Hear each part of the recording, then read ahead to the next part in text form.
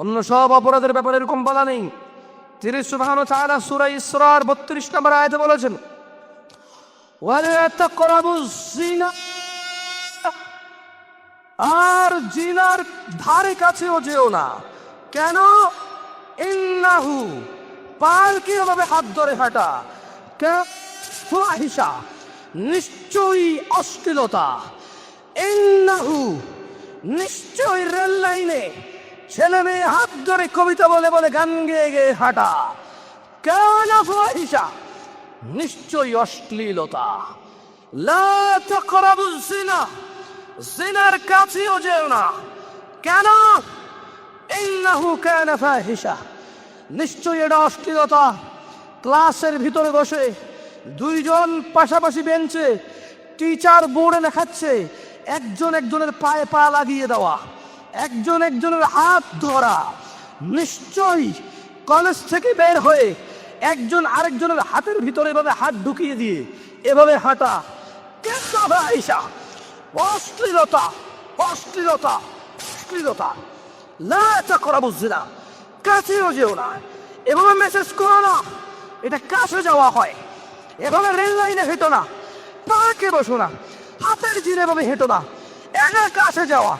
লা তাকরাব, কাছে যেও না, নিকটবর্তী হয়েও না। জিনা, অশ্লীলতার তুমি কাছে যেও না। ইন্নাহু কানা ফাহিশা, নিশ্চয়ই এটা অশ্লীল। ওয়া সাআ সাবিয়া, এমন নিকৃষ্ট আচরণ, বর্বর আচরণ, নোংরা আচরণ, বন্য আচরণ। কাছেও যেও না। কাছে যাওয়াটাই নিকৃষ্টতা, কাছে যাওয়াটাই অশ্লীলতা। মেসেজ করা, চিঠি লেখা, হাত ধরা, চোখ টিপ দেওয়া, রাস্তায় হাঁটা, পার্কে বসা, রেল লাইনে চলা, একসাথে দেখা করতে, কফি হাউসে যাওয়া, চায়ের দোকানে যাওয়া, ফুচকা দোকানে যাওয়া, কাছে যাওয়াটাই অশ্লীলতা। ওয়া সাআ সাবিলা, এবং নিকৃষ্ট বর্বরতা। যেও না। তোমাদের রব বলেছে রহমানের বান্দারা জেনা করে না। যেও না, যেও না। তোমাদের রব বলেছে এটা নিকৃষ্ট এবং ঘৃণিত আচরণ, এর কাছেও যাওয়া যাবে না। তোমরা কি আম্মাজান আয়েশা রাদিয়াল্লাহু আনহার কথা শোনোনি?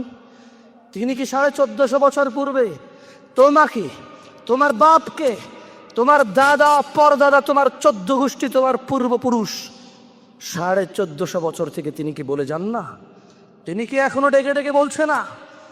তিনি কি এখনো বলে না? তোমাদের মাদ্রাসার হুজুররা, তোমাদের মসজিদের খতিবরা, তোমাদের ডাবল টাইটেল, ট্রিপল টাইটেল মাওলানা, পাশ মাওলানারা, তারা কি তোমাদের বলে না? তোমাদের মক্তবে কি কোরআন পাওয়া যায় না? তোমাদের মক্তবে কি হাদিস পাওয়া যায় না? তোমাদের দেশের লাইব্রেরিগুলোতে কি হাদিসের গ্রন্থ পাওয়া যায় না? এগুলো কি কোনো বিলুপ্ত প্রাণী যা চিড়িয়াখানায় টাকা দিয়ে দেখতে হয় গিয়ে? এরকম নাকি? তোমাদের এই জুমাটা কি ফ্রি না? তোমরা কি ফ্রিতে কথাগুলো শুনছো না? কয়জনে কি পে করে, কয়জনে নির্মাণের কাজে সহযোগিতা করে, কয়জনে দিলেও যারা দেয় কি বা দেয়? ওর চোখ আল্লাহর, ওর নাক আল্লাহর, ওর মুখ আল্লাহর, হাত আল্লাহর, ওর কীর্তি আল্লাহর।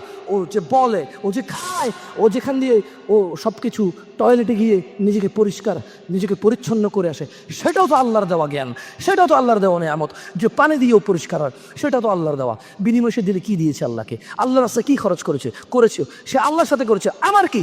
আমাকে কেন সে বল দেখাবে? সে মসজিদে জায়গা দিছে তো আল্লাহকে দিছে, আমার কি? আমার সাথে বল দেখাবে কেন? সেই তিনখানে 10 লাখ টাকা দিছে, আমার সাথে তো ভাব নেওয়ার কি আছে? তুমি দিছো আল্লাহকে, তুমি আল্লাহ থেকে চেয়ে নিবা। আল্লাহ তোমাকে আরো কত কিছু দিছে। আম্মা জানা আয়েশা কি তোমাদেরকে বলেনি? আম্মা জানা আয়েশা কি তোমাদেরকে বলেনি? তোমরা কি শোনোনি তোমাদের মায়ের কথা? রাদিয়াল্লাহু আনহা ওয়ারদা। তোমরা রাসূলুল্লাহ সাল্লাল্লাহু আলাইহি সাল্লামকে ভালোবাসো, সারাদিন গজল গাও, নবী গাইতে থাকো তোমরা। মুহাম্মদ মুহাম্মদ বলে তোমরা সাল্লাল্লাহু আলাইহি ওয়াসাল্লাম একবারও বলো না তোমাদের গজলগুলোতে। তোমাদের গজলগুলোতে শুধু আল্লাহ রাসূল সাল্লাল্লাহু আলাইহি ওয়াসাল্লাম শুধু নাম আর নাম, নাম নাম জুপেই জান্নাতে চলে যেতে চাও। অথচ তিনি বলেছে ওনার নাম আসলে যে দুরূদ পড়ে না সে কৃপণ বখিল জান্নাতে যাবে না। তোমরা আছো গান বাজনা নিয়ে ব্যস্ত, তোমরা গজলগুলোকে গান করে ফেলেছ, সিনেমা নাটক করে ফেলেছ ধর্মকে। 1450 বছরের কত স্পষ্টভাবে এখানে বলা আছে। কোথায়? আন আয়েশা রাদিয়াল্লাহু তাআলা আনহা, আয়েশা রাদিয়াল্লাহু তাআলা আনহা থেকে বর্ণিত, তিনি বলেন أن رسول الله صلى الله عليه وسلم قال মুহাম্মদ, চেনেন ওনাকে? সাল্লাল্লাহু, কে উনি? আল্লাহর কি চেনেন? নাম শুনেছেন ওনার? কখনো পরিচয় নেওয়ার চেষ্টা করেছেন ওনার? চেষ্টা করা উচিত। কজনই বা করি আমরা? আমিও তো কত পিছিয়ে আছি, আল্লাহ আমাকে ক্ষমা করুন, দয়া করুন, আমিন। আপনাদেরও।